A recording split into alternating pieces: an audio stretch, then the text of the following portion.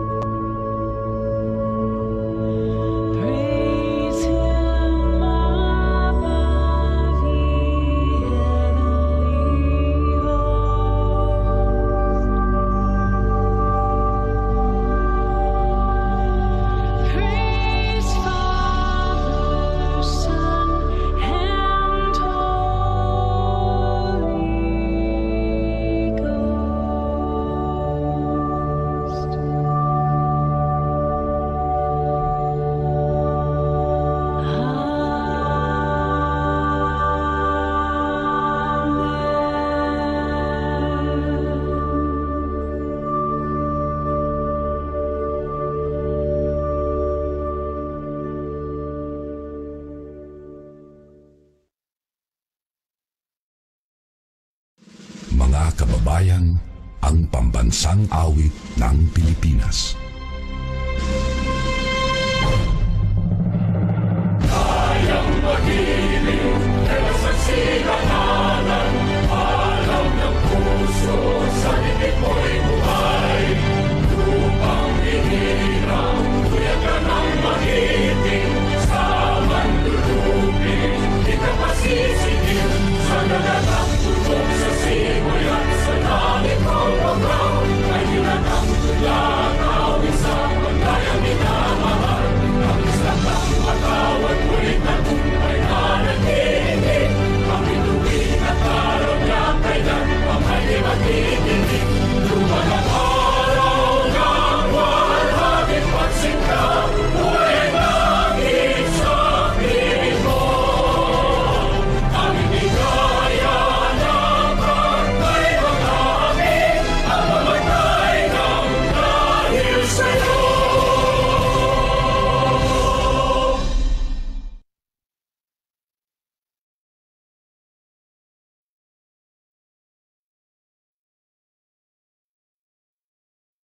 Before we start our webinar, here are some reminders and guidelines for our virtual participants. First, please observe proper webinar and video conferencing etiquette. Also, please change your settings to speaker view. We are also kindly requesting all participants to turn off their video. You may post your questions regarding the lectures through the link flashed in your screen. Alternatively, you may also post your questions through the chat box in your Zoom console. Lastly, details on how to get your e-certificates will be flashed at the end of the webinar. We expect your adherence to these guidelines. Thank you very much.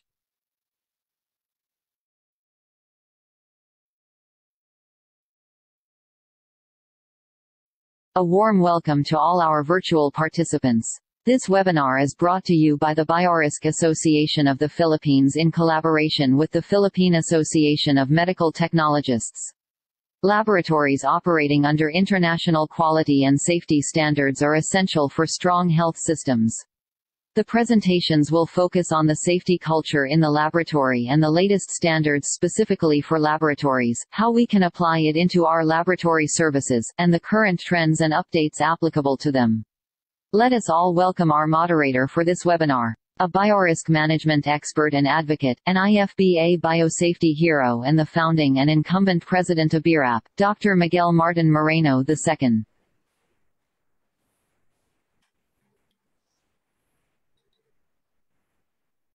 Good evening, everybody. It is my pleasure to be moderator for this webinar session, as the topic laboratory safety was one of our dicta as a pathologist during my residency training for 5 years, until I shifted career to being a research scientist for 13 years, still with that dictum.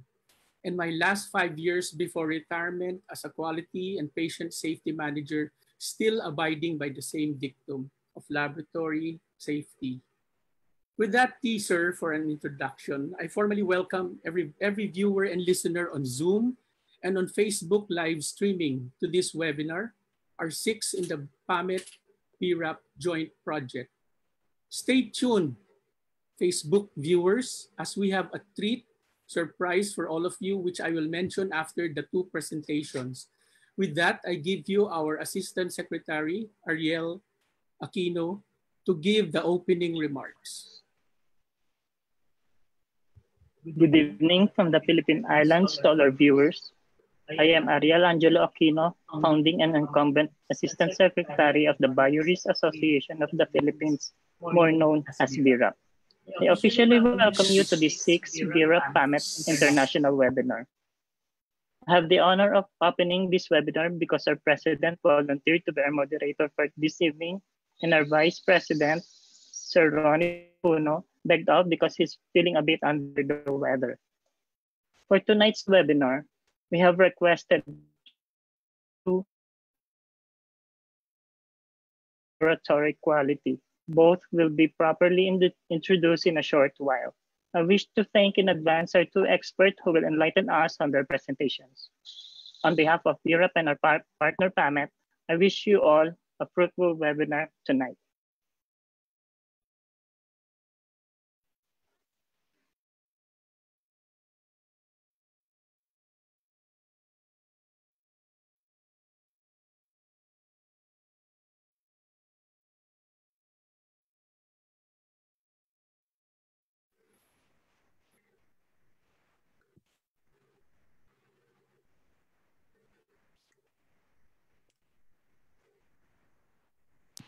It is my pride and pleasure to introduce our speaker for this evening.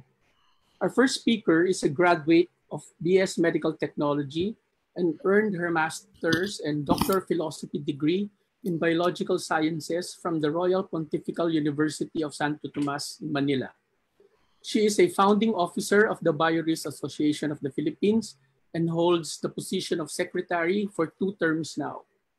At present, our first speaker is a member of the Advisory Council of PAMET, Committee Chair, and the Continuing Professional Development Board Member of the International Federation of Biomedical Scientists, Treasurer of Asia Pacific Federation of Clinical Biochemistry and Laboratory Medicine, and member of the Department of Health COVID Laboratory Expert Panel.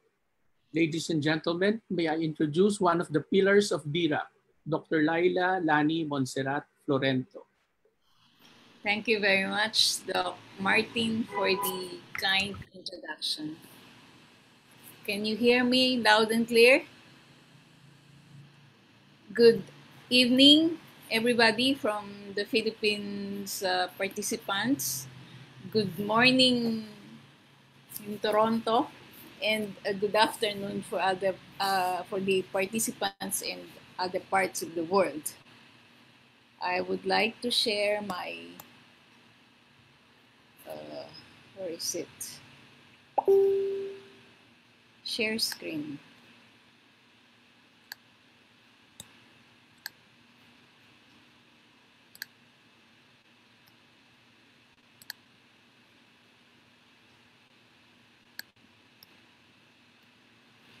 All right, my topic for this evening is about laboratory safety culture.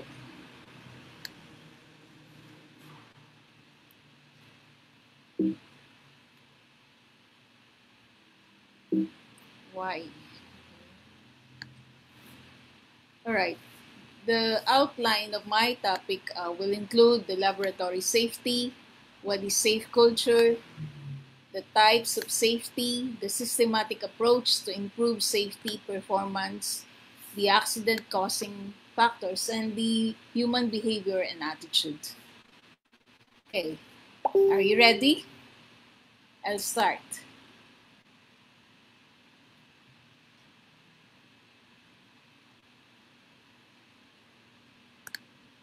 Safety culture is not going to happen overnight, but let's not wait for accidents to happen. Did this happen in your lab? Safety in the laboratory is everyone's responsibility. Safety is freedom from danger or harm. Nothing is free of danger, but we can almost always make something safer. Safety is better defined as a judgment of the acceptability of risk. Like, for example, the medtechs collecting samples from COVID patients. We know it is risky, but we can do it safely as long as the rules in place, we follow the rules, it's in place to protect us, that's the engineering and administrative control. The equipment is in place to protect us. That's the engineering and PPE. We have the training in place to protect us. That's administrative. And from this, we can perceive that the benefits will outweigh the risk.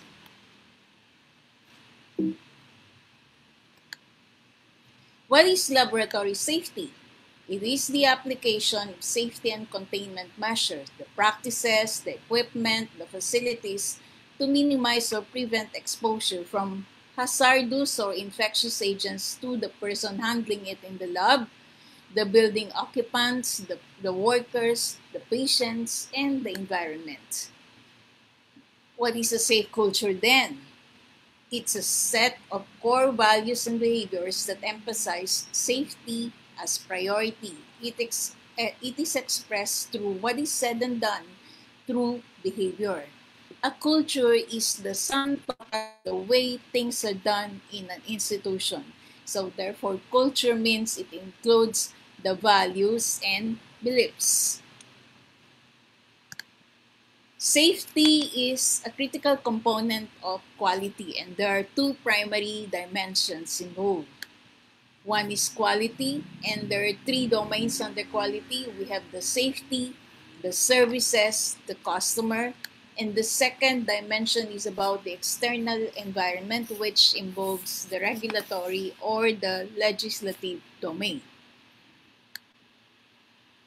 The principle of quality in medical laboratories testing for safety, this is the mantra for quality: the right test result at the right time, on the right specimen, from the right patient, with the right interpretation based on correct reference data and at the right price. So this is what you see always when you talk of quality in medical laboratory testing, and this is also true for safety. There are different types of laboratory safety. I know for this period, for this pandemic, we're always talking about biosafety, but that's not the only safety we have in the laboratory. So we have the environmental safety, the chemical safety, the hazardous waste safety, equipment installation safety, the electrical safety, blood safety, sanitation, infection control safety, and biological safety is only one of those. There are 9 essential parts for a safety culture. So we will deal mostly on the systematic approach to improve safety performance. And these are the 9 essential parts. One is demonstrates management involvement, staffing for safety, safety education involving orientation and specialized training, encourages worker involvement, evaluation and recognition or reward, planning, pre-project and pre-task, drug and alcohol testing, the 3 Ps, the policies, procedures, and programs, and accident or incident investigation. So we will discuss this one by one. Let's start with the management involvement. The old way is we always say we need management commitment, but the new way is we need management involvement. So you can see from the figure here that it cascades a responsibility, the structure, procedure, and policies, but this involves the management. And the management involvement will have to be continuous because they review the policies, the planning, implementation of the operation, and this is needed for continual improvement. Management involvement in the old way, they say safety is #1 priority. But the new way now is safety is an integral part of business success. Management should be accountable for being role models, do as I do, safety inspection at least monthly, safety orientation and training, investigation of the accident or incident, and planning for safety issues. The second element is about staffing for safety. So it's important that each institution form safety committee. So we have the safety officer necessary for inspection, auditing, and checking all things about safety, developing programs, etc. The third is about safety education. So there is a need for orientation and specialized training. They say a well-trained workforce are the eyes and ears of a safety system. It's more than just toolbox talks. Safety training is a line item in each project. For orientation, it's done upon initial hire. Do you do orientation? It's done for all employees. It can also be done for each project, especially when you have a project employees. Formal training is also involved. Now, what about specialized training? I'm sure during this pandemic, most of you got the specialized training. So as needed, it's very important to have the specialized training in biosafety. You have the specialized training in doing the PCR technology. So it's by occasion or you also have specialized training when there is a new equipment, there is a new process. Education and motivation. What is the extent of your new employee orientation? Do you do this? How is safety communicated? What is covered? Do they understand the big picture of safety? I hope you're doing this in your own institution. How do you train? Reading handout. It says here, the reading handout literature is only 10%. Watching videotapes is 30%. Watching a presentation is 50%. Participating in a discussion is 70%. And doing the real thing is 90%. So what's the key point here? The greatest probability of an employee getting injured is in the first 6 months to a year of employment. To effectively manage the risk or injury, you should focus on better educating and motivating the employees. Some believe they should wait to see how an employee will work out before they invest in training. The question should be, how can you tell if an employee will work out if you do not give them the proper tools and education to do so? New hire orientation is an opportunity to set the tone for your new employees and enable them to succeed. Now, how do you train? This is the training sequence. Tell them, show them, have them do it, and follow up. So the focus is to point out that people retain most information when they perform the task, and at least by not just by reading. You have to let them do it and then follow up.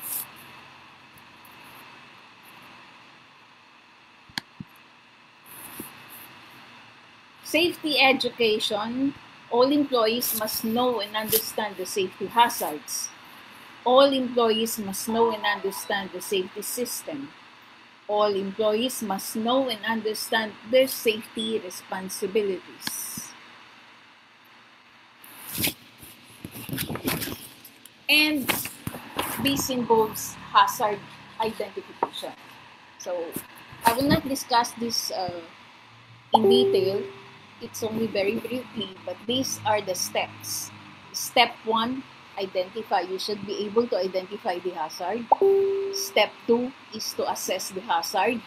And 3, you make the risk decision before you implement control. What's the necessary control to be used? And step 5 is to supervise.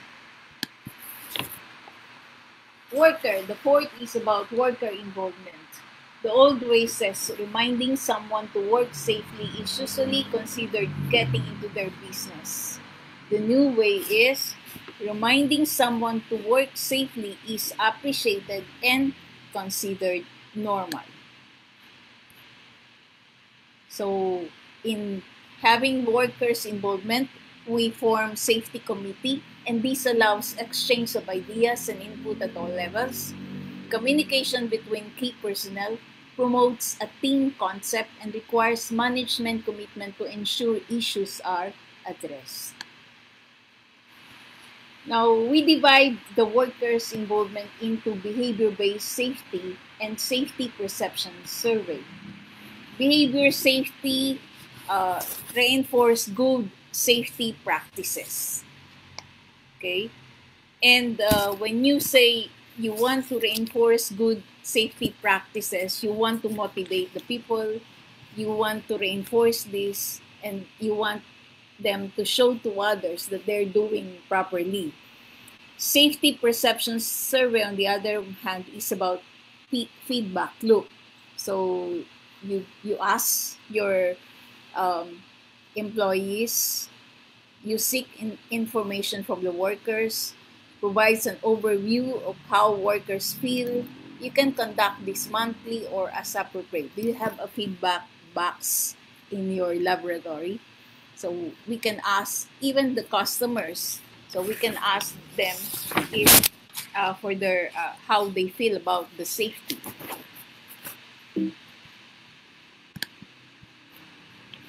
Number 5 is about evaluation and recognition or reward.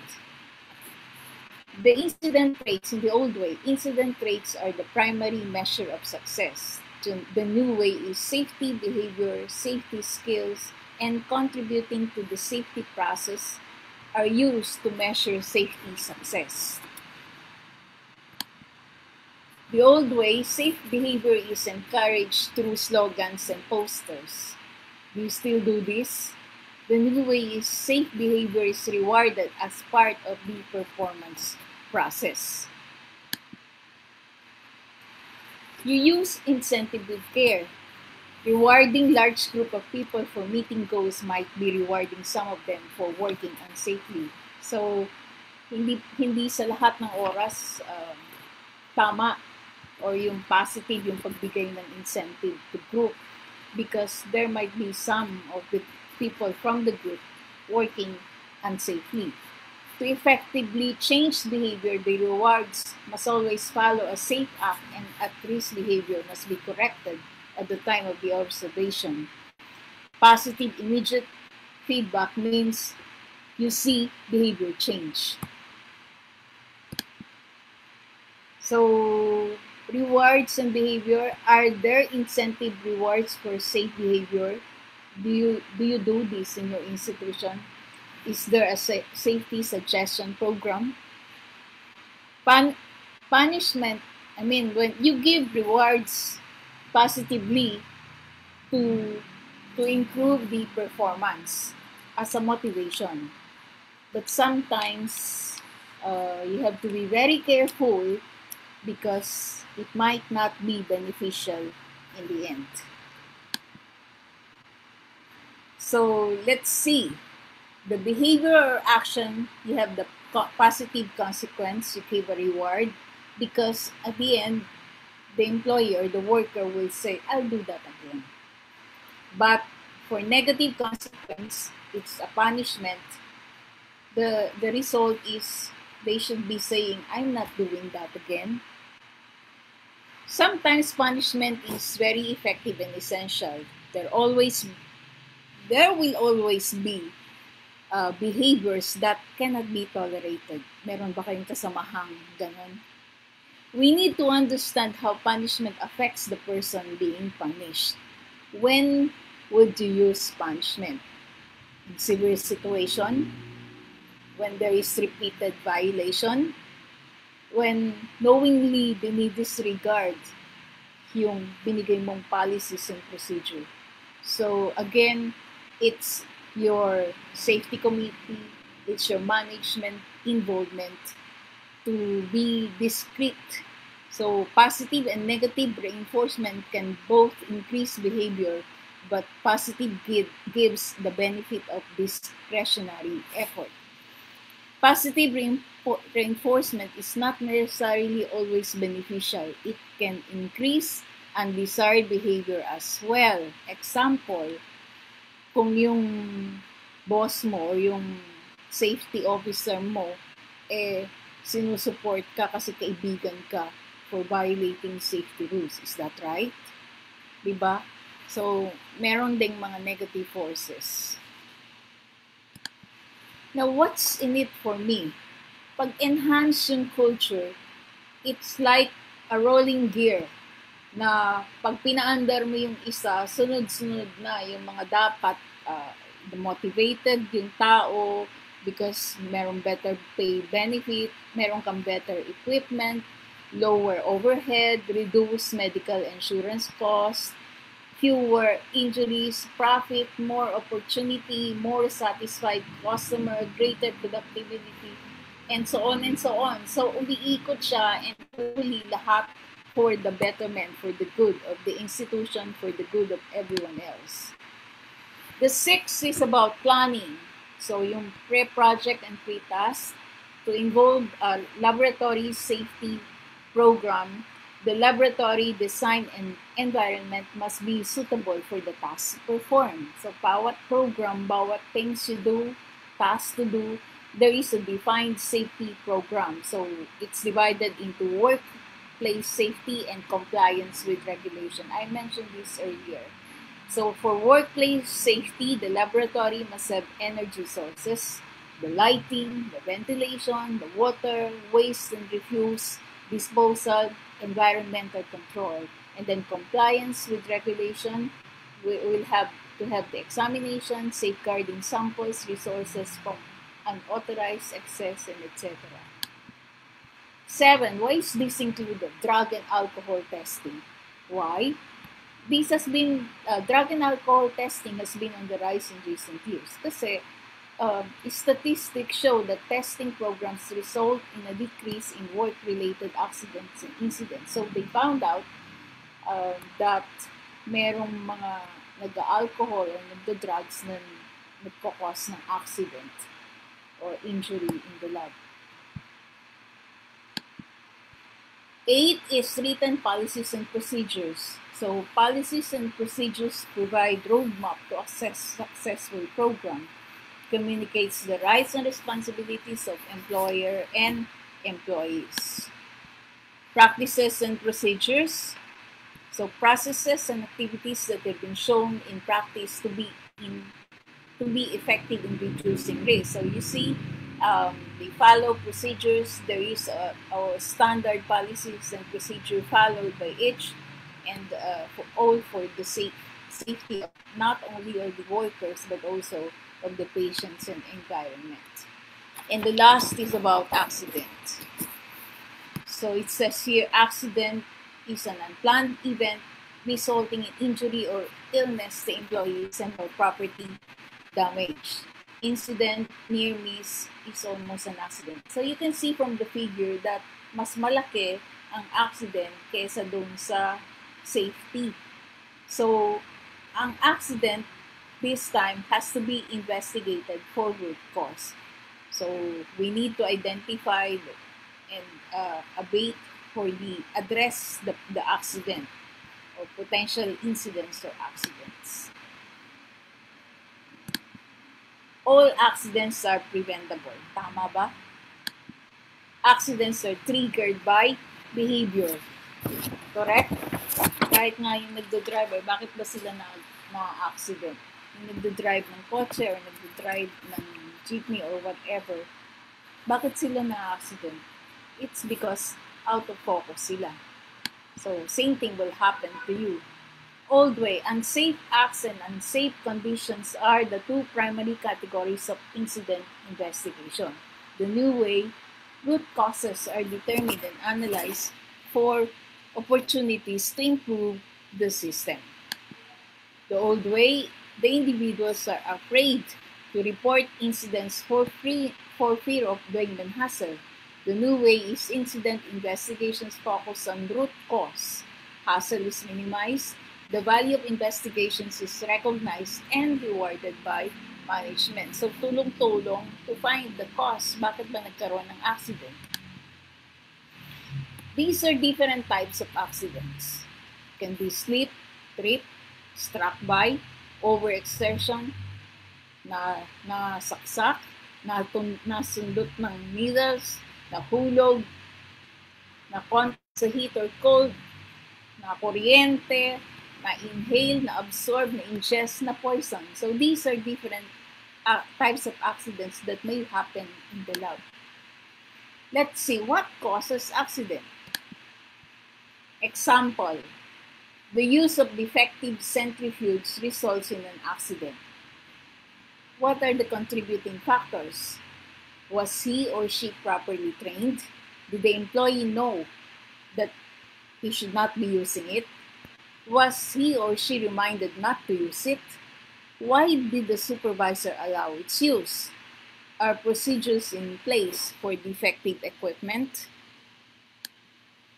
Other causation, but may not be related to the case, are improper attitude and lack of knowledge or skill. Merong ganyan na, I've never been hurt before, so bakit ba? improper attitude. So, may mga mayayabang dyan. Or, eto, mahilig pang mag-horseplay, defeating safety devices, failure to secure a warrant, operating without authority, mahilig nakikialam, gusto makialam sa hindi siya dapat nandun, working on moving equipment, taking an unsafe position or posture, operating or working at an unsafe speed, unsafe loading, placing, mixing, combining, and failure to use PPE. Unsafe conditions, improper PPE, improper tools, poor housekeeping, improper ventilation, defective equipment, improper illuminations. Kaya all of these things sa environment, those are taken into consideration ng mga safety committee. So they have to look into this, even the lighting, even the positioning, okay? And unsafe, these are personal factors. Fatigue, nako, maraming fatigue na this time. Defective hearing, defective eyesight, so maraming may mga edad na, so still working, pero you can see there are some with defective hearing already or defective eyesight. Muscular weakness, lack of required skill, lack of required knowledge, or ito, intoxication, alcohol and drugs, pumapasok na, pinapayagan bang pumasok ang nakainom. Accident-causing factors. So let's make a short description of all this. So let's divide them into basic causes. So yung policy, procedures, the environmental conditions, equipment, the plant design. The indirect causes can be unsafe act or unsafe condition, which we discussed earlier. Or direct causes, yun yung nadulas, or na pinch between, naipit, etc. And these are the different causes of accident. Okay, so it's divided into basic causes, indirect causes, and direct causes. Let's take the case of basic causes because we have mentioned already the unsafe act, unsafe condition, and the direct causes. So the basic causes can be the management, environment, equipment, and human behavior. Management involves the systems and procedures. So it can be lack of systems and procedures. It's not available. There is a lack of supervision. Environment is natural and man-made. Can be physical, can be chemical, can be biological. During this pandemic, anong involved natin? It's the biological, right? Equipment, the design and equipment, the workplace layout, design of tools and equipment, and maintenance. Okay, now we will deal at the latter part of this discussion more on human behavior. Are you guilty of doing like this in your lab? Aminin, merong naglilinis na ganyan, no? Pumupwesto ng alanganin. And this can cause accident. Okay? The human factors can be omission and commission. Ano yung omission? Ay, gusto mag-shortcut. Commission. Naku, yung boss ko, gusto ito yung gawin ko, pero very risky naman. And deviation from SOP. Lacking authority, shortcuts, remove cards. Why are there deviations from SOP? Ano yung mga deviation? Walang safe procedure. Employee didn't know safe procedure. So, ito yung mga walang orientation. Employee knew, pero nag-shortcut. Ayaw, tamad. Procedure encourage risk-taking, pero ito yung dapat pag-aralan. So, it has to be measured. There has to be a risk assessment. And employee change approved procedure. Ayoko nung ginagawa nila, babaguhin ko to. Tama ba yun? Okay, thought question. Kung ikaw, what would you do as a worker if you had to take 10 to 15 minutes to don the correct PPE to enter an area just to turn off a control valve which will take you only 10 seconds? Anong gagawin mo? Mag-shortcut ka ba? Just think. All right? So attitude.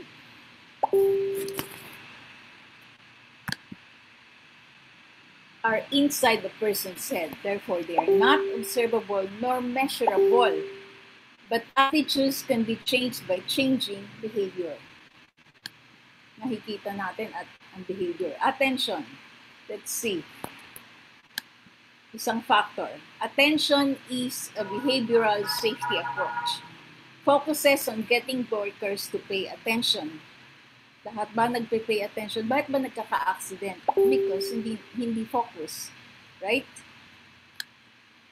You can't scare workers into safety focus with pay attention. We're no longer children. Pag sinabi ng teacher ng class, listen, pay attention.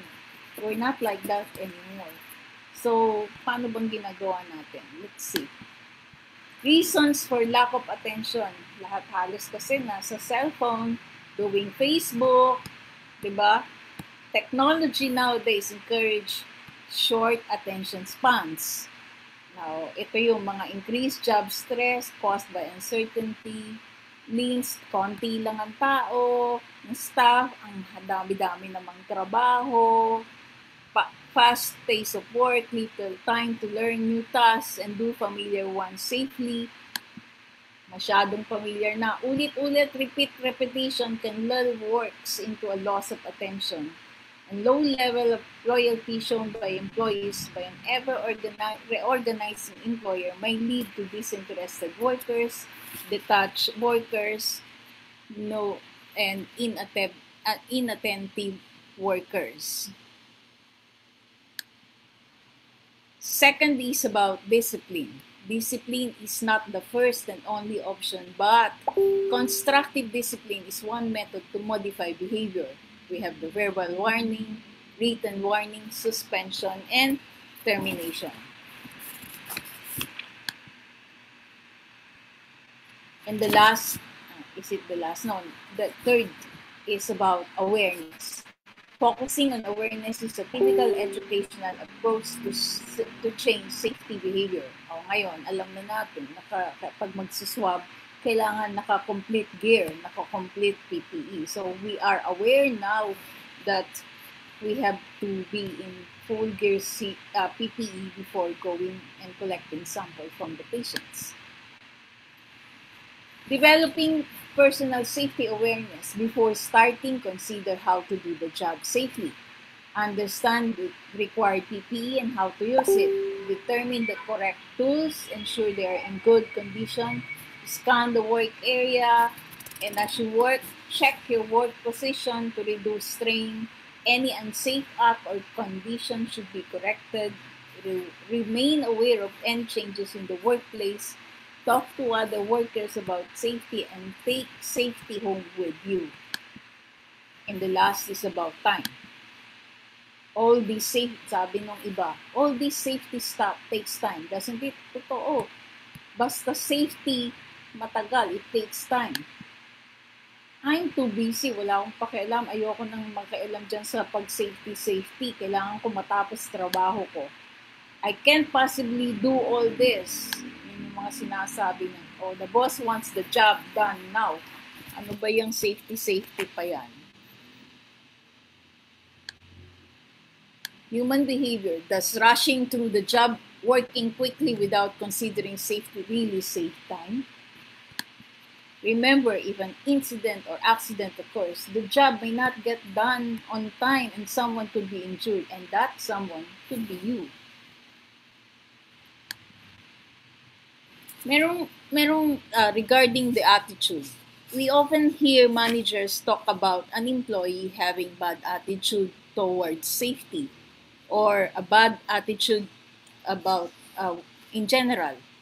Or sometimes naman, on the positive sides, meron din this employee has a good attitude towards his job. Pero but we cannot see a person's attitude. What you see are behaviors. Diba? You form an opinion you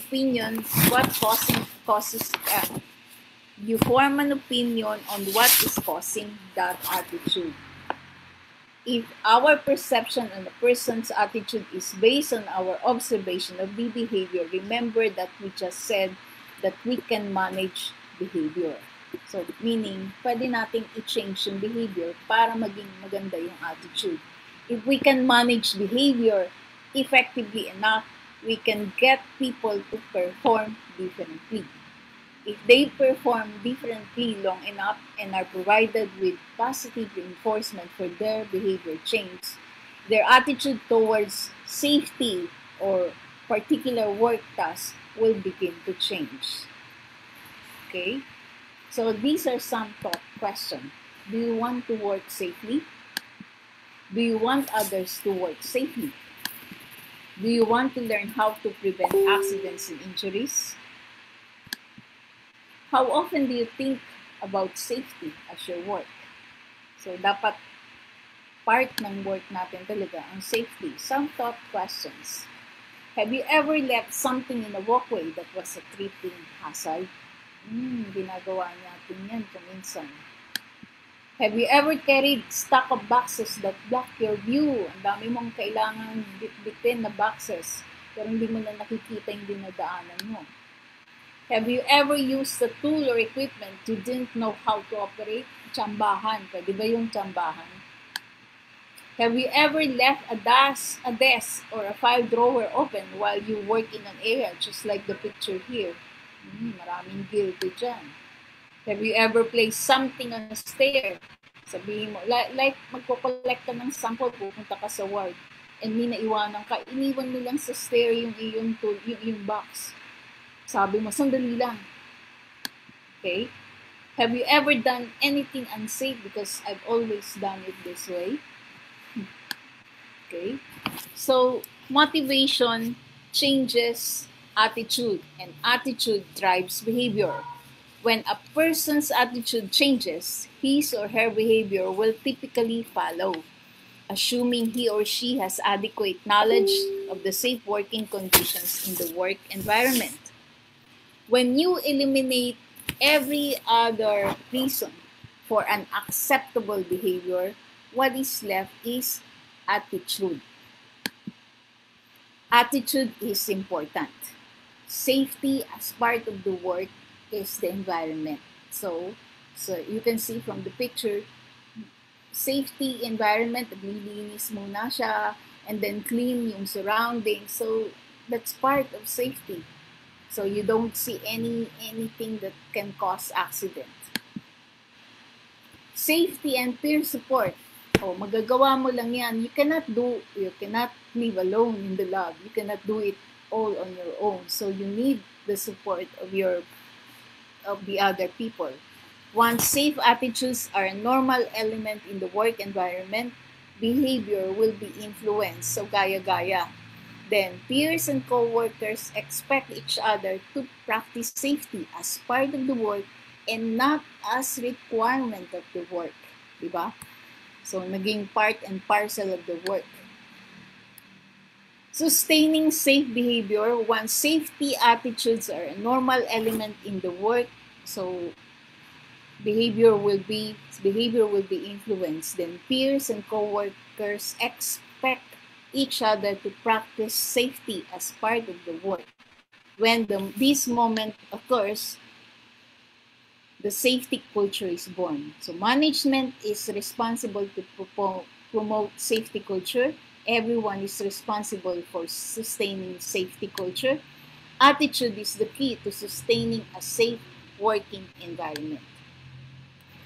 4 points to remember for critical components of safety system. The communication, it must be in loop, a dedication from everyone else, partnership between management and employees, and participation, which is an important part of teamwork. Final thought. When you eliminate unsafe environmental conditions, upgrade engineering controls, optimize administrative controls, provide adequate PPE, what is left is attitude. Attitude drives behavior. The end result, when behavior causes management to fully support the program, causes employees to promote safety, contributes to a safe environment, causes a measurable reduction in accidents. What's left? A laboratory safety culture. So in summary, I was able to discuss what is laboratory safety, what is a safe culture, what are the different types of safety, the 9 elements to a systematic approach to improve safety performance, what are the accident-causing factors, and the human behavior and attitude to create laboratory safety culture. Thank you, and that's the end.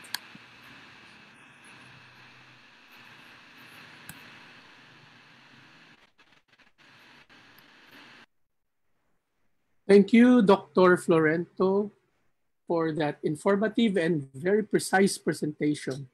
I am sure our viewers will be able to apply these tips on creating a safety culture in their own laboratories. So we will proceed to our next speaker. Please send your questions, post your questions via the Zoom chat box, and for those on Facebook via the comment section in the BRAP and PAMET Facebook groups homepage. We will read this for the speakers after the second presentation. So without further ado, let us proceed.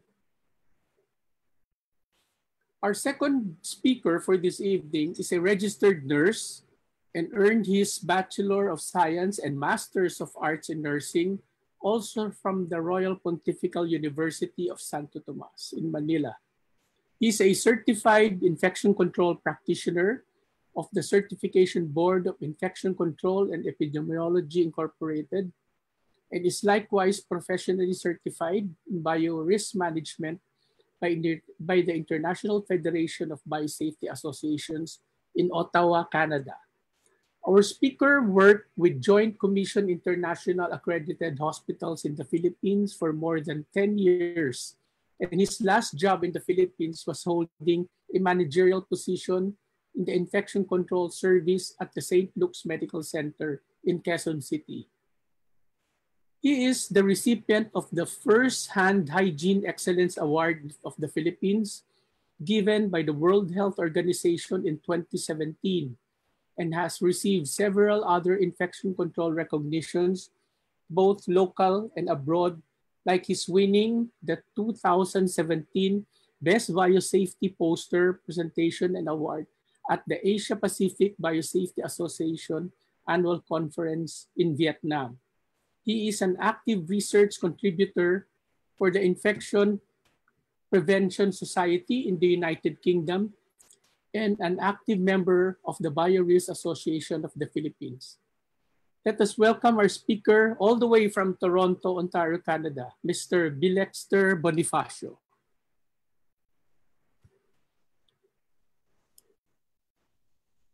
Hello. Good evening, everyone. Hi. Okay, good evening, so you can hear me. Hi, good evening, everyone, and good morning here in Toronto, Canada. I'm Bill Bonifacio, and thank you, Doc Martin, for the very warm introduction. It's very nice. And it's really a pleasure, and thank you for inviting me here in your webinar sessions. And for this evening there, I plan to discuss the patient safety goals for the laboratory program provided by the Joint Commission International. Okay, so let me open my presentation.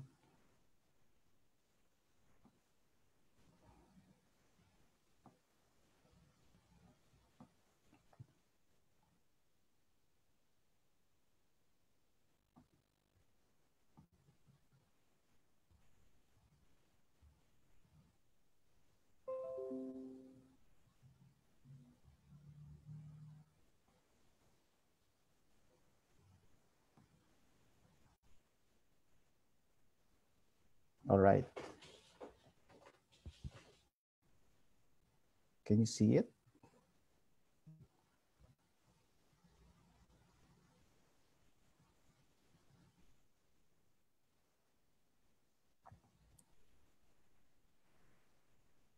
All right.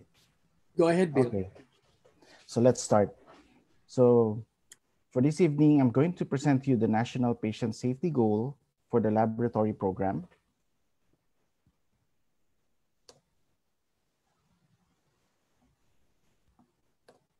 Okay, so just like to disclose to you that there's no conflict of interest for this presentation.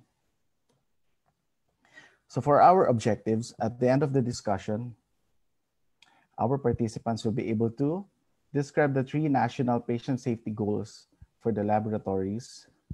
And then it's better if we can explain back what's the rationale behind each goals. And at the same time, to enumerate the best practices, because I believe that that's really important for us in observing the national patient safety goals for the laboratory in promoting the culture of patient safety. Because I would agree to Ma'am Lei that it is really important for us to observe and promote safety in the laboratory. Okay, for our contents, we're going to see the goal number 1 for the National Patient Safety Goal, which talks about the improved accuracy of patient identification. And then goal number 2, improve the effectiveness of communication among caregivers. And goal number 7, to reduce the risk of healthcare-associated infection. All right.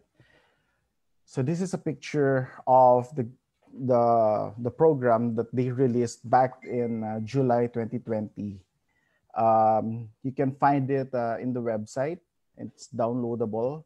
So after this session, you can review it back. So you can see what are the components that you really have to look at in promoting patient safety in your environment. So this is really helpful for both med tech or laboratory managers and at the same time laboratory practitioners. So let's now go to details. Goal number 1, to improve the improve patient identification. So according to their standards, okay, when I talk about standards, it's really amazing how leaders would develop standards. They would try it, they would study it, and then evaluate the results. And once it's settled, they're gonna take it as standards. And for JCI, they're gonna share it to respective partners so that they can implement it. So this is one of the best practices that they can give. The use of at least 2 patient identifiers when providing laboratory services. Okay. Why? Because wrong patient errors occur virtually all stages of diagnosis and treatment. In the preparation, while performing it, and even post-production, wrong patient errors can still occur. And then the intent for this goal is twofold. All right. So first, to reliably identify the individual. So first, you have to identify the individual for whom the service or treatment is intended.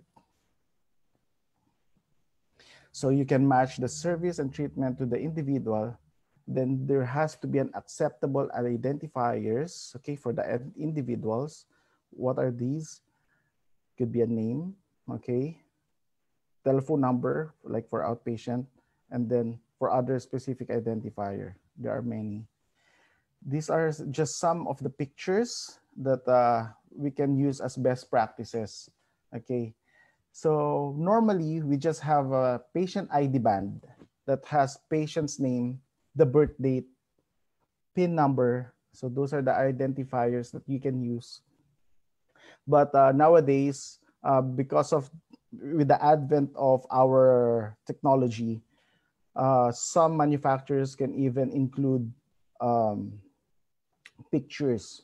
Now, with regards to pictures, it is recommendable to have a certain policy. When are you going to refresh or to how to say that, change the pictures of a patient? Should it be every 6 months? Should it be every admission? So it depends. It depends on the consensus of your organization because, well, it's easy to understand that the looks of a patient or a person can change over time. Okay. So elements for this is use at least 2 patient identifiers. Okay. Whether you're administering blood or blood components, okay, or collecting blood samples or other specimens for clinical testing and providing other treatments or procedures. The use of patient's number or physical location is not used as an identifier. Let me repeat that. The patient's room number or physical location is not used as an identifier.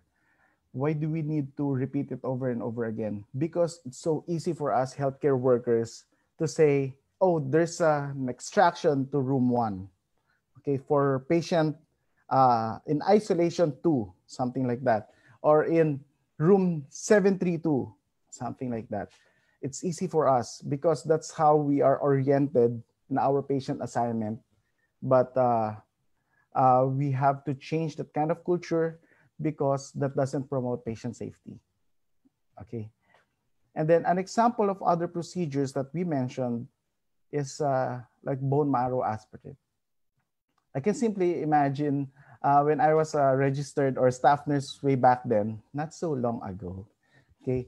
I was able to help a colleague when she got in trouble because she placed a wrong sticker when she assisted the physician performing lumbar tap. All right. So imagine spinal fluid is not an easy specimen, right? So it takes a lot of procedure to correct the patient's name and all the details. And for you as a practitioner, you really don't want to undergo that kind of procedure because it's so rigorous. All right. So it is really important at the beginning, you promote patient safety, proper patient identifier during and after. All right. So again, let me repeat that. Patient's room is not an identifier. Okay. And then to add on it, you have to label containers used for blood and other specimen in the presence of the patient. Okay, it is important for us to understand that for us human, it is easy for us to get confused, to experience like confusion and to commit error because of all the things that we're doing. All right, and to make it simple, okay, in the language of quality, okay, you have to make it foolproof. So how to do it? You have to label the specimen in the presence of the patient. Now, how to do it? So make sure now as a laboratory leader or as the laboratory staff, you have to make sure that you have the tools that you can use to label the specimen in the presence of a patient. So that's part of the kit that you have to prepare. You have to prepare ahead, all right? So there. So you really have to bring all those tools at bedside, okay? Now, in other hospitals or some of the best practices that they do is that they use barcode scanning, all right? Now, in barcode scanning, it is easy because you can also verify the identification of the patient and at the same time, the specimen using a scanner, okay? Now, in a research, talks about patient, wait, somehow it's covering my view. All right, so the patient and sample identification out of a maze, it was studied in, I think this is in Italy. And in their study, this is what they found out, that patient and sample misidentification may cause significant harm or discomfort to patient. Because if you thought that, oh, we need to extract all over again, then literally it will cause discomfort to your patient. There are many opportunities for misidentification in healthcare and laboratory medicine. So they found out in any point of rendering care, you can experience misidentification. And then efficient and quality care can only start from an accurate patient identification. And we really need to understand, we have to really put it in our culture that the proper patient identification is part of the complete process, all right, of like performing that certain procedure or diagnostic test. Okay, so let's move on. For any questions, you may put it in the chat box as instructed by Doc Martin. All right, so goal number 2. Okay, I can drag it here. Wait for a while.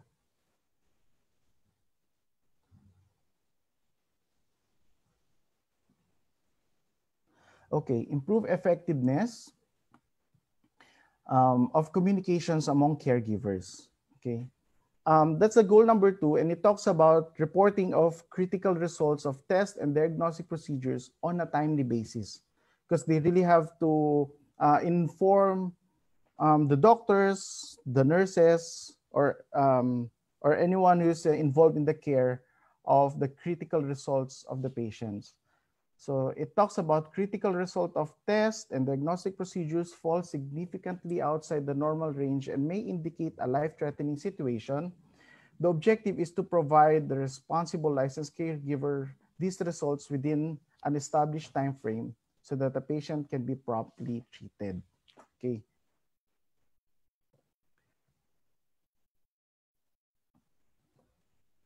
All right.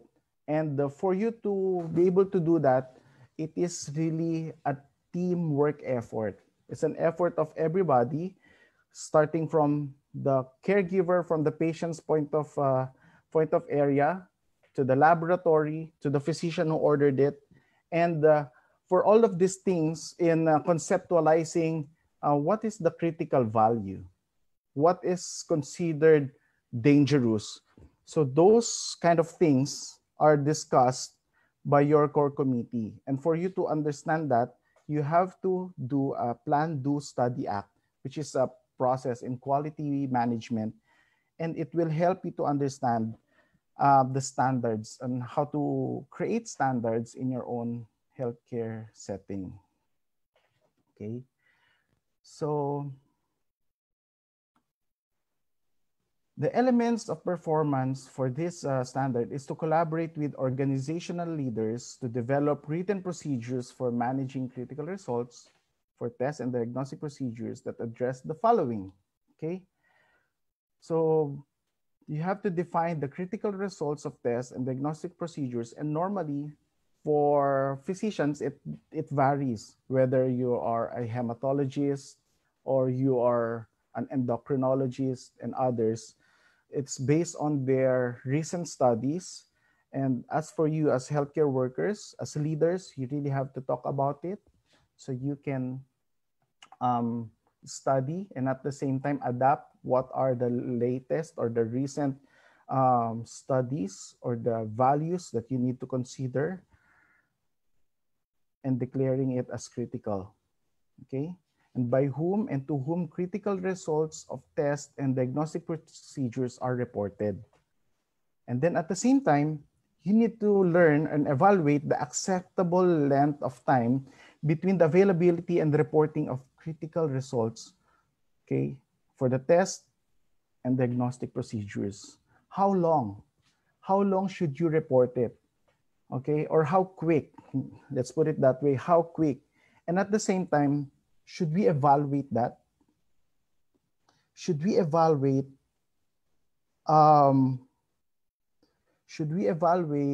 the time that this certain result was relayed to the nurse or to the doctor.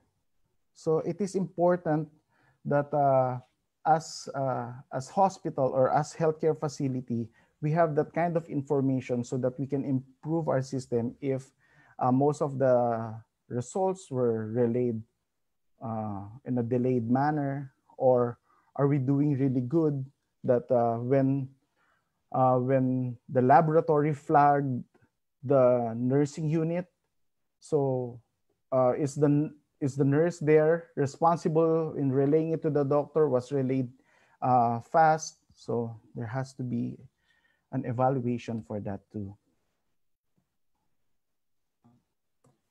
Okay. And then we have to implement the procedures for managing the critical results of tests and diagnostic procedures. Okay, and then evaluate the timeliness as mentioned.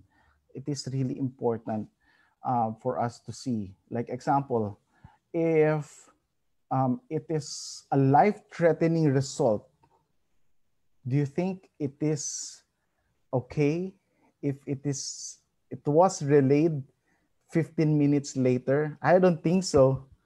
Okay, as if you really need to shout it out that this patient has a very bad critical result that has to be addressed.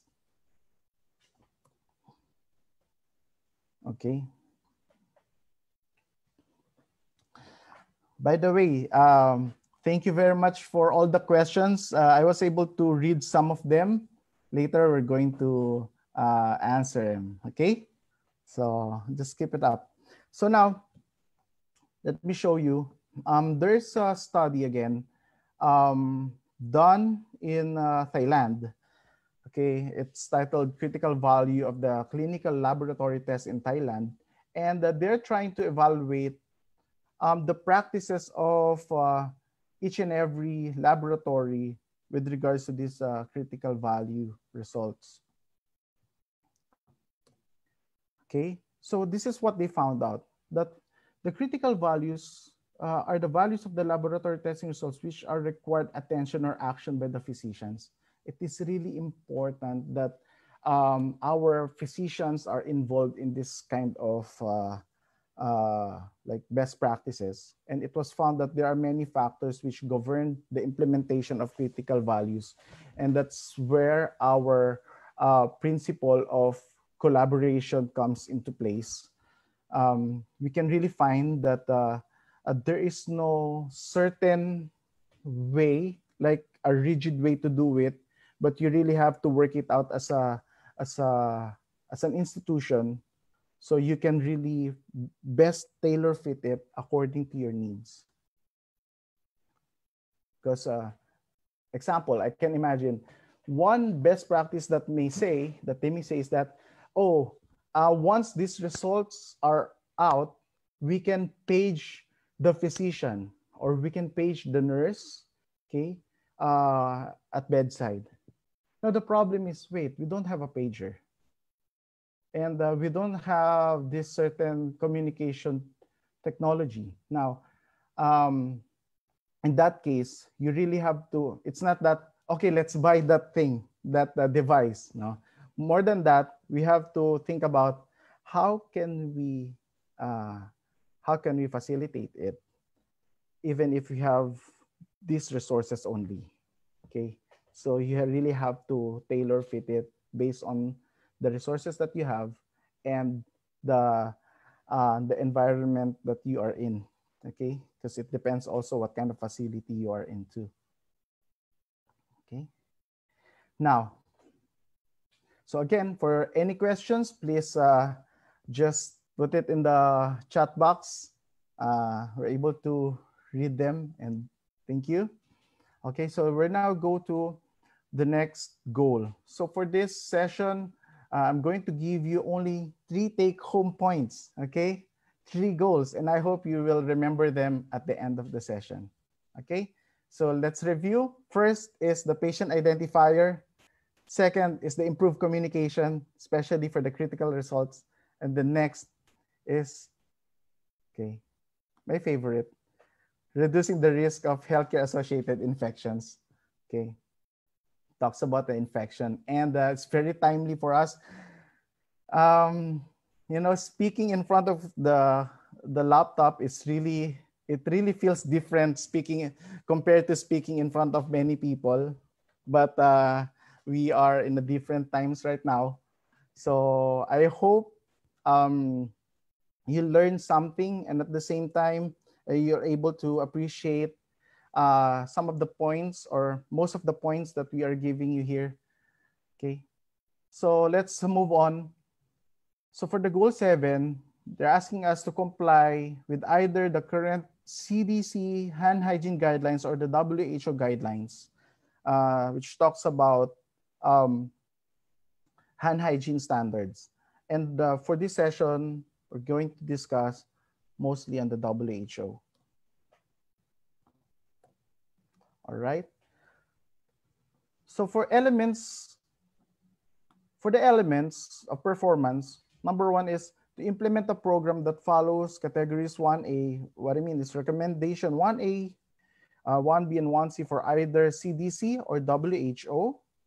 Okay, and you can find all these resource materials online, and it is really nice that in the advent of the internet, okay, of our technology, a lot of resources, okay, are available, and you can read them, and you can really just apply it in your own respective institutions. Okay, and then for hand hygiene, it's not that you're going to comply with the standards. You have to set goals. It is important for us to set a goal about your hand hygiene compliance. Is that oh, we're just having 30%. Okay, so kasi ang hirap nilang pasunurin eh. It's so hard for them to comply. Oh, but what's your goal? So make sure your goal is SMART, okay? It's attainable. Remember, it's part of the SMART, it's attainable. And so you can set your goals gradually, okay? So if you're scoring 30%, maybe you can goal 10% higher. So you can move on to 40 and then move on. When you achieve the 40, you can move on, and you can move on and move on, all right? And the next, I'm also checking my time. Okay. Okay, so next is to improve compliance with hand hygiene guidelines based on established goals. So you really have to check the guidelines for this. Let's see the studies made abroad. Wait. Okay, so the title is Implementation of Proper Hand Hygiene Among Microbiological Laboratory Workers respectively to WHO guidelines. Okay, it was done in letter M.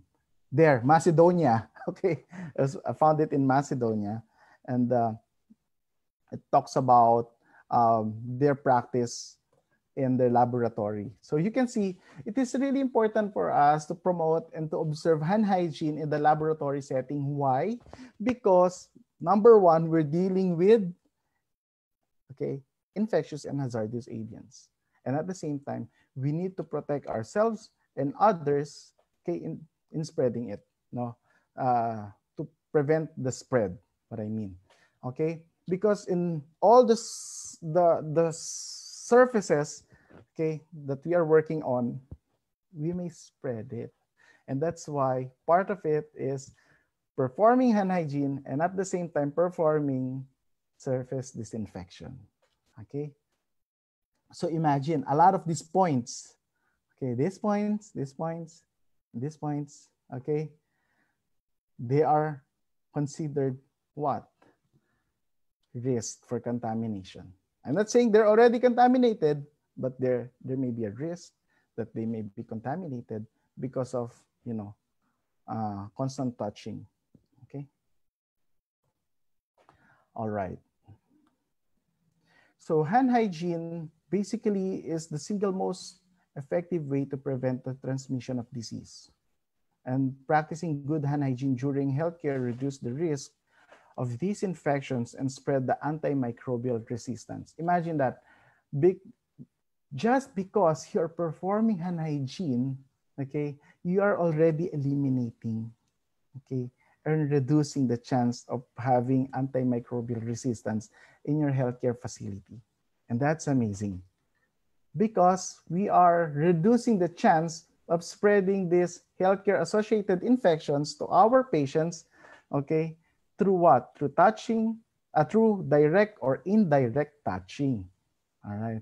There's even a study conducted by a friend of mine, Dr. Didier Pité of WHO, okay, in Switzerland.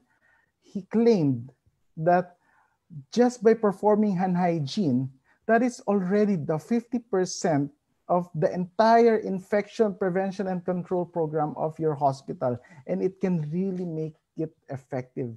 Okay? Very effective, very efficient. And then let me show you more information about it. Okay. Of course, I'm not going to let it pass by, not introducing the one and only Dr. Ignace Semmelweis. Okay, Dr. Semmelweis is known as the father of infection control. Okay, he is the one who initiated a mandatory hand washing policy for medical students and physicians during his time. I think he is an OB-GYN practitioner, and he found out that how come there's a lot of maternity deaths that's occurring in a certain period. And then as he performed an analysis or contact tracing of sort of, he realized that these doctors, while they are teaching and studying along with the students with the use of these cadavers, they're not performing hand hygiene before taking care or delivering babies to the pregnant moms. And that's the reason why there's an increase of infection and increase of mortality. And that's why he required them, okay, to wash their hands. During that time, there's no hand sanitizer or alcohol hand rub. They used lime, okay? And I think water and lime. Ayan. But during that time, he was perceived as crazy because for them, hand hygiene is not, it's just bothersome practice, okay? Estorbo, okay? And I believe even up to this point, that is still the same thing. And I'm thinking you might also think that I'm crazy, but I'm not. I'm just, and the study really shows that when you perform hand hygiene, okay, you can really reduce the spread of infection throughout your hospital. Okay, so physicians resisted these changes. Okay, and washing of hands before treating each patient would be too much work. So that's what they claim. All right, but let me show you how to improve your hand hygiene program in your facility. So with the use of what? With the use of the WHO multimodal hand hygiene improvement strategy. Okay, so based on the evidence and recommendations of WHO, okay, there are 5 core components to improve hand hygiene in healthcare settings. Number 1, you really have to have a system change of it. Okay, you have to change the system. You have to look out what are the resources that you have right now and how can you change it. Make sure the hand hygiene facilities are accessible to all your healthcare workers. Number 2, you have to perform good training and education to all your healthcare workers. Number 3, you really need to give a good evaluation and feedback among them. Okay, while you're monitoring the hand hygiene practices, you really need to give them the feedback, whether to the certain individual or to the leader of their group or to the top management. It's really good for us to understand the evaluation or the compliance that we have with regards to hand hygiene. And then 4, reminders in the workplace. You really have to be creative. Make sure these reminders doesn't sit for a long time. You really have to change it over and over again. Why? Because people will get used to it. Okay? Masasanay sila. And it will be just like oh, it's just a display or a design or a painting there. But make sure your reminders in the workplace is still effective, all right? And then 5, okay, is the institutional safety climate. Individual active participation and institutional support, and even patient participation for this.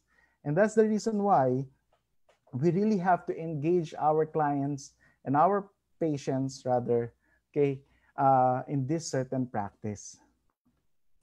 All right. So we all know the 5 moments of hand hygiene. Okay. The 5 moment talks about before touching a patient. So if you are going to extract a blood or any other specimen, you really have to perform hand hygiene first. And then now before performing the aseptic procedure, you have to do it again. All right. And then after you get exposed with the body fluid or even just the risk, and then after touching a patient or after touching a patient's surroundings, it's either 4 or 5. It's not 4 and 5. All right. So 1, before touching a patient. 2, before clean and aseptic procedure. 3, after body fluid exposure or risk. And last, it's either after touching a patient or after touching patient surroundings. All right. So this is Mr. or Dr. Didier Pité from Switzerland. I met him there in Manchester back in 2017 and in Glasgow, Scotland in 2018 when I presented our team's effort, okay, our research abstracts in improving our infection control programs in our hospital then. Okay, he's the one who promoted clean care is safer care and save lives, clean your hands. Or okay, siya yan. Okay, so here he was able to describe what are the importance of the 5 moments of hand hygiene, and there was even a debate between the 5 moments and just 1 moment. But again, he was able to explain, you know what? These 5 moments actually originated from 150 moments. Okay, 150 moments back then, and then we're able to think about it, you know, process it thoroughly, and then realize let's trim it down to 5 moments. All right, so this is the free tool that you can use to evaluate hand hygiene compliance in your facility. But there are some innovations that you can use as best practices. There are different apps that you can use. All right. Okay. I'm not promoting the product, but this app was provided by certain product. But there are a lot of freewares, both in Apple or in Android, where you can audit your hospital's hand hygiene compliance, and immediately it can create a graph for your compliance. So this is how it looks like inside. So you just simply tap, okay, which moment the healthcare worker, whether a nurse or a medtech, a physician, a medical intern, or even a food server has performed when he encountered or when he entered the patient's room. All right. And then it can simply give you a graph, okay, to compare. So you can see it can show for moment number 1, this is the compliance for that certain unit. Moment 2, 3, 4, and 5. And then it will create an average of all. Okay. In that certain app, you can even modify it, okay, with certain details, so you can have a better analysis for all the information that you have. And then now you can collate it, put it in a graph, present it to the different departments. So maybe I'm talking to infection prevention control practitioners, okay, and also for medtechs, okay.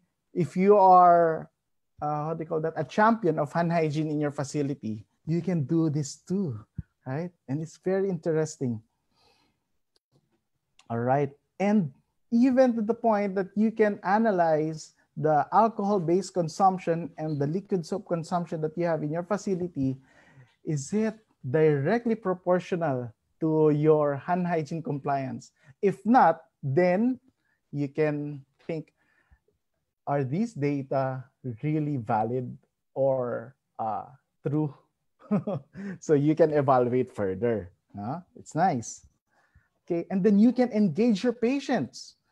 Okay, so I'll shout out to my colleagues back there in St. Luke's. I used our old photo and a poster to just show our involvement to our patients, okay, back then to promote hand hygiene. All right, and shout out to our friends there in PAMET and also in St. Luke's Medical Center, QPS, infection control, and of course, in the lab, all right? And then this is what I also found in other international facilities or world-class hospitals. They are really having a lot of access for these hand washing facilities. And look at this, in the right-hand side, you can really see they even translated, okay, their message in the different languages. Okay, actually this has a lot of examples, not only Arabic, there's a Chinese version of this and a lot. Okay, so you can be creative. Some they use cartoons, some they use stickers on the floor. So it's really up to you. So make it visible, make it do its work, no, to remind the healthcare workers.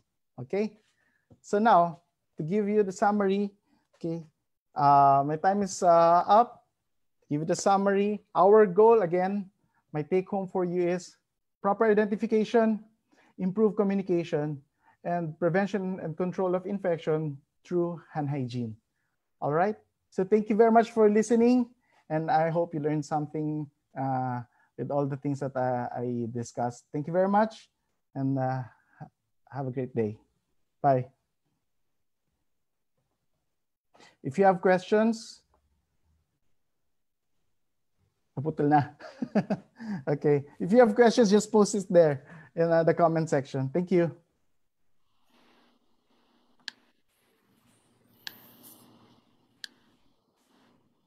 Thank you, Sir Bill, for that updated information and very intense lecture. I'm sure the audience felt the intense of your what do you call this? Your advocacy ever since.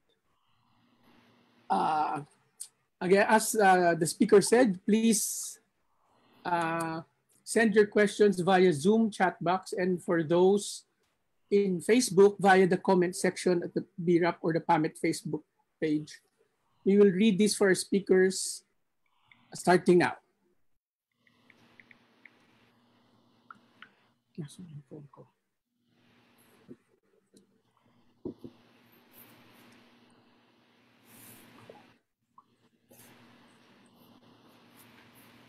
While the speakers were talking, I was able to see discussion already within the Zoom meeting area until finally somebody said, thank you for your comment, but I would like to hear also the comment of the speaker. Okay, there's one question here for either Dr. Florento or Sir Bill. Can lack of endorsement to colleagues in the laboratory result also in accidents? For what instance, or can you give an example? Thank you. Yeah, I think this one is for Ma'am Leila. Yeah, I'll answer that. Yeah, correct. It can cause accident if you don't endorse properly. And to give you a correct example, I mean, an example of that, which really happened many years ago, is something about the centrifuge, my favorite centrifuge. At the start, the centrifuge, can you hear me? Yes. Yeah. The centrifuge was already making a sound, but the supervisor did not mind the sound. So, meaning, hindi niya pina-repair, hindi niya pina-check, basta sabi lang, umuugong. So, when it's my turn to work, yung hindi pinansin na pag-ugong ng centrifuge na ako na yung gagamit. So, nang umandar, sumabog na si centrifuge. So, it's a good thing wala naman tinamaan dun sa pagsabog kasi yung takip na yung bumigay. So, it can really cause accident if not properly endorsed na something is wrong with the equipment, something is, and then be careful. Dapat merong magsasabing gano'n na if you're the one very conscientious about it, hindi mo nagagamitin and papa-repair, papa-check mo muna. Pero if pareho kayong hindi handa, pareho kayong, how do you call it, pariwara, then really accident can happen. Thank you. Thank you very much, Dr. Florento, Ma'am Leila, to everybody. The next question I see here, I think it will be for Sir Bill. Could you please compare the effectiveness of alcohol-based hand rub to hand washing? Hello. Hi. Yeah. Okay. Okay. Thank you for that question. It's always a question for us. Now, infection prevention is like which is the effective one? Hand hygiene, alcohol hand rub, or hand washing with the use of soap and water? Hello? Puputol-putol ako? Hello? Hello? Okay. So now, okay. When experts studied about it, it's really a comprehensive information na they considered. No? Aside from the effectiveness, they also discussed about the accessibility and when are you going to do it. Now, based on the guidelines right now, they are promoting and they said it's better to perform hand hygiene with the use of alcohol hand rub. Why? Because it's fast, it's fast, it's accessible, and at the same time, you can really perform the 5 moments, which is really very important in the part of prevention of the spread. All right. But now, there is an exemption. If you're taking care of a patient with C. difficile, you really have to perform hand washing with the soap and water. All right. And now the question is, sir, what about our hands condition if you're going to use a lot of alcohol? And that's the reason why part of the standards or the component of an alcohol hand rub is to have a good emollient. And sometimes we can even promote yung hand cream, okay, at the end of the shift, something like that. So meron mga suppliers that they can provide you that. But again, with regards to effectiveness, mas effective pa rin si alcohol hand rub kasi mas lagi mo siyang ginagawa, okay, compared sa using soap and water. And at the same time, there's a study that we read, I think back in 2015, mas frequent kang gumamit ng soap. The more you use soap and water, it's more damaging to the hand than with the alcohol. It's amazing to learn about that. Because all the while we thought soap and water is better, it's milder. But when we realize, oh, the alcohol hand rub is milder actually. So there, it's really amazing to learn that. Ayun po. Okay, thank you, Sir Bill. Here is a question. I suppose Ma'am Leila will answer this because it refers to the PRC. Ma'am Leila, can you give real life situation where the Medtech's PRC ID was revoked due to safety negligence? I have not heard of any PRC revocation due to safety. Wala. I have not heard anything about it. Kung maraming cases, yes, but none about safety. And thank God for that. Mm-hmm. That's it. Thank you. Thank you. There's another question addressed to you, Ma'am Leila. The award punishment system as a form to change behavior is quite interesting. If it is monetary award, can it be incorporated in the annual budget, especially in government hospitals? What I know is it's incorporated in performance. So if your institution has merit rating, di ba, at least every 6 months, merong merit rating. That's incorporated and that's included in the merit rating. It's not directly you cannot directly see the monetary involvement there, pero it is in the merit rating. When you're given a good merit, merong mga points na equivalent yan, and probably at the end it will be equivalent to monetary also. Can be promotion, can be at the end pagka meron kayong annual review, annual performance, job performance, so you can be given credit for that. So if you want your institution to incorporate award system, then your safety committee can make a program out of that, and then yes, you can include that in your budget, and that's a good promotion. That's a good um, recommendation for safety performance. Okay, thank you. There's one question Thank here. you, Dr. Leila. Dr. Martin. Somebody Yes po. somebody gave a private message regarding the use of sa lab shoes, yung uniform, the lab laboratory gown in the lab, di ba? We use uniform. Most of the time naka-lab tayo in the lab.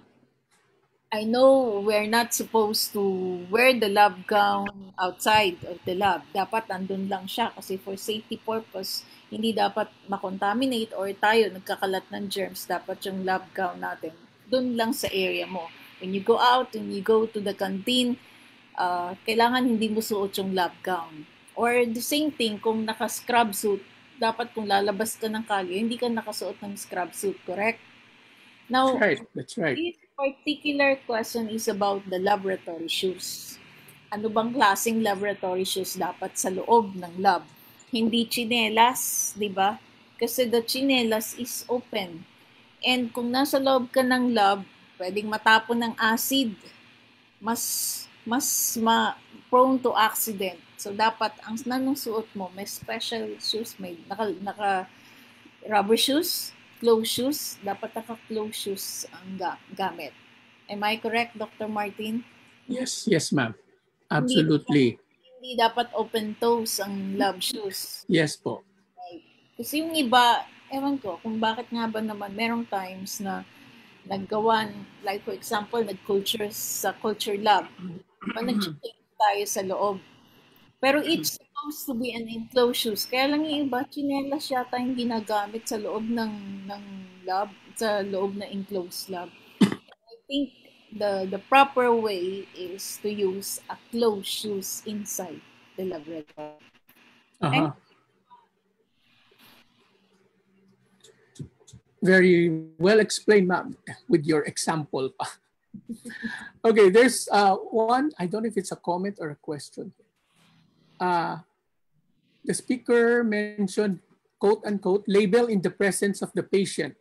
What if the patient is contagious? Can we do the labeling outside to minimize exposure? I think this is for Sir Bill because he's talking about patient identifiers maybe.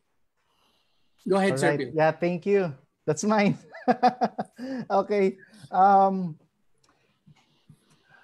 I think doing it outside is still part of the labeling in the presence of the patient as long as you're there. The principle there is that you're not gonna label it in the nurse's station.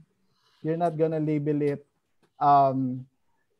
in your laboratory. Okay, maybe after you went out of the facility, you can label it.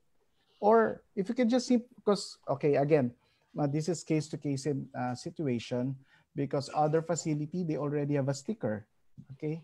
And it's already prepared. So once you collected it, you just have to attach it. That's it. But if you're talking about performing like the manual method, then it's a case-to-case scenario. The point is, the principle perhaps under it is that you're not going to another patient or to another location prior to labeling the certain specimen, so that you're not going to have a confusion or mixed information about labeling the specimen. Yeah, I hope I was able to answer it. I think so, sir. Yeah, thank you. If I may say, from a biosafety officer point of view, when you enter the patient who is supposedly contagious, I'm sure you are already in the proper PPE. So you can do anything safely in front of the patient. And then when you doff your PPE, you do the necessary decontamination of the materials you use. I think that's how you approach it from a biosafety person's point of view. Yeah, and also to promote BRAP, those questions that you're asking about, like the shoes, the uniform, those are the things that are being discussed in BRAP. So stand by, always connect to BRAP, okay? Oh, by the way, for those questions which will not be able to answer tonight, we will send them to the speakers so that they will answer them on their time. And they will send it to us, and then we will post it just like the other 4 speakers before you. 4 webinars, 5 webinars. They're all posted at the official webpage of BRAP, which is Biosafety Association Philippines.org. It's there. The next question. I think the one who gave this question is living in another country, and the language there is somewhat different. A patient comes in the laboratory alone, but the patient is deaf. He's showing an ID, a valid way of identifying the patient's profile. That's for you, I think, Sir Bill. Okay, so we're talking about disability, right? So the patient cannot hear, is deaf. Is that right? The patient is deaf. Yeah. Okay, so this inability to hear. Okay, so part of it is that this is already talking about hospital processes. Like this portion is more on the admission part. So normally, every time that they provide this ID band, they are asking several questions or proof of patient's identification, so that during the period that we are going to validate their ID band, we are already somehow assured that this information from the patient ID band, whether the patient can speak or not, or can hear or not, is valid. So those things, again, is a part of the collaboration effort of the entire healthcare system that can help us. Okay. I think that was well answered. A question, I was looking at one question. It moved up so fast. That's for you again, Sir Bill. Alcohol versus hand washing versus gloves. All are best practices. Question, kailangan bang magpalit ng gloves kada pasyente sa extraction? Magastos as mas madaming trash. Personally, may comment na siya. Personally, I give the patient alcohol in their 2 hands. Pinapaabot ko hanggang braso, and also I do alcohol application in front of the patient para makampante din siya. Okay lang po ba ito? All right. So before I answer that, I think most of us would agree, and also in the part of biosafety, is that infection prevention control is really dealing about the risk of contamination or infection. Okay, so it's deals about risk. So now, talking about hand hygiene, hand washing, and alcohol hand rub versus donning of gloves, they're not in the same level. All right, because let's go on to hand sanitizer or alcohol hand rub and gloves. Okay, it's not or, it's both. Okay, when you use the gloves, right, you have to perform hand hygiene first. When you remove the gloves, you need to perform hand hygiene as well. Okay, so it doesn't eliminate the fact that you need to perform hand hygiene when you're wearing gloves. Okay, and I think I already answered the portion of hand washing with the use of soap and water. But Yes, now, that's right. looking forward, there's a lot of waste related to it, and I would agree. Those wastes are part of our culture of safety and quality. Imagine if you're not going to change your gloves, the question is, when are you gonna change your gloves? If not, how well can it protect you, and at the same time, how well can it protect the patient against the spread of infection? So based on the recommendation, the study, and again, that's the reason why it's called disposable gloves. After you use it, you really have to dispose it, okay? Because the integrity of the gloves cannot assure us, no, like, can it be used for a longer time? I do not know.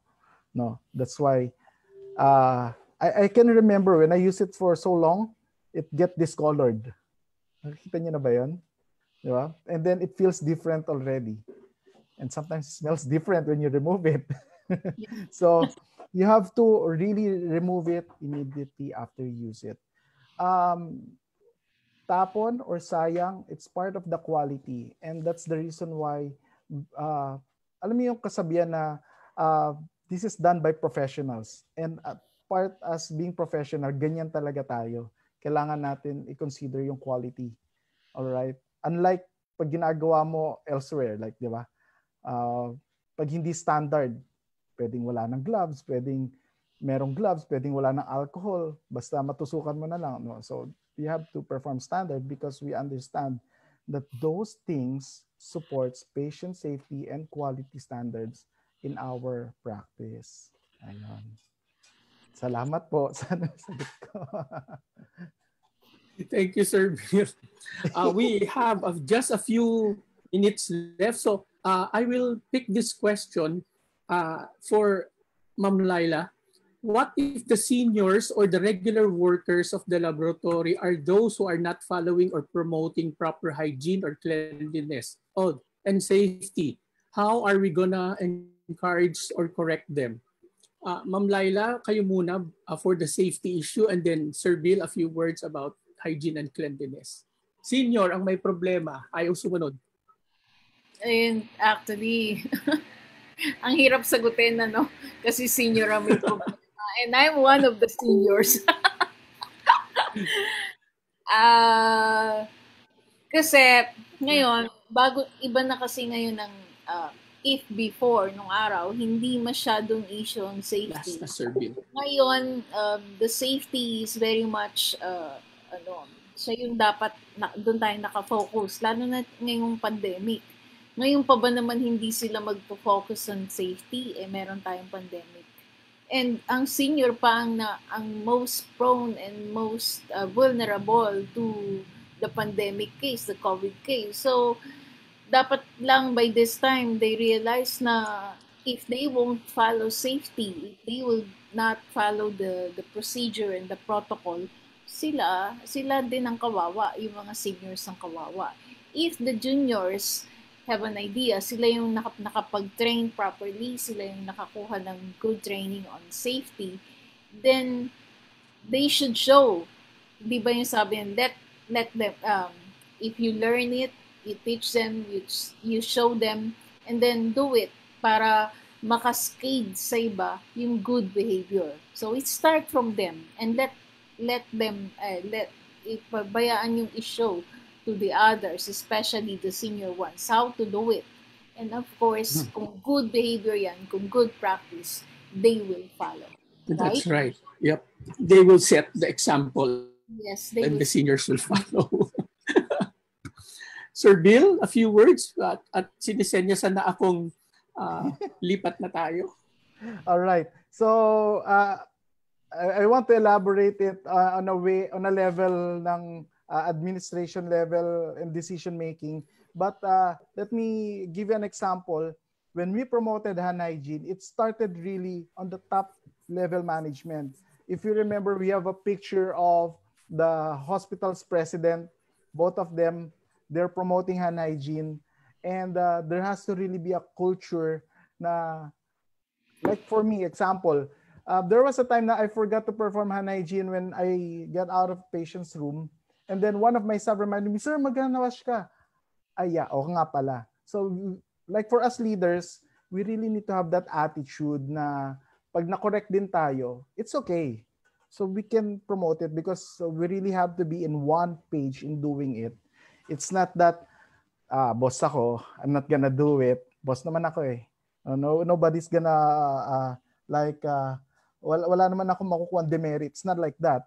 We have to be one page to it because it really talks about safety of the entire hospital. All right? So yun lang po. Very quick one. Well said, Sir Bill.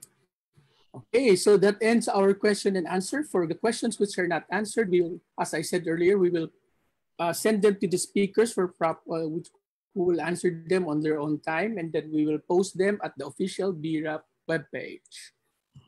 Okay, so I am tasked to do the synthesis. Dr. Florento opened her presentation by saying, culture change in an organization of any size is not a simple process, since we have to look into numerous elements that build and sustain a strong foundation of a safety culture. She emphasized also that well-functioning laboratory services are crucial for improving public health and that laboratories abiding by international quality and safety standards are essential for strong health systems. We were made to understand that safety is a positive value, which by evidence from the literature presented, injuries save lives and improve productivity and outcomes. The safety culture of your institution is a reflection of the actions, attitudes, and behaviors of its members concerning safety. Sir Bill opened his lecture by re-emphasizing Dr. Florento's statement that laboratory is a unique environment. A strong safety culture is required to protect employees. This culture emanates from ethical, moral, and practical considerations. He reiterated that the human factor is a principal element in most circumstances that causes harm. In response, the Joint Commission International released the national standards in July of 2020 this year to guide healthcare professionals in promoting patients safely in their respective laboratory settings. With that much said by our two resource speakers, let us take home their words and apply them to our daily lives within the confines of the walls of your own laboratory. Thank you very much, Dr. Florento and Sir Bill Bonifacio, for a very precise, I must say, and safe lecture. I hope everybody learned something tonight. I will take this opportunity to invite everyone, especially the official BRAP and PAMET members, to the 5th founding anniversary of BRAP on September 2, which is a Wednesday.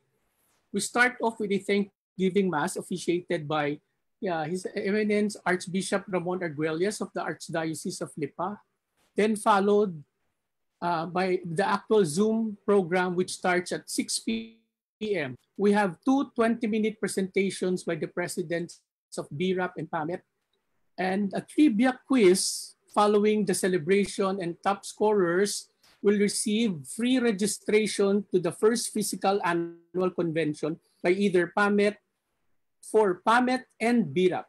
So don't miss the opportunity, my dear members. And as I promised, here is a treat for Facebook viewers now. Copy the link which will be shown on Facebook by Sir Oliver in a few seconds. And you will be able to access the post-lecture quiz from Facebook. Answer the post-webinar evaluation and post-test using the link to be flashed in the succeeding slide. Double-check your email address and full name before submitting your post-test. You need to garner at least 60% score in the post-test to merit an e-certificate with a single attempt. The e-certificate will be sent to your registered email access address within 5 working days.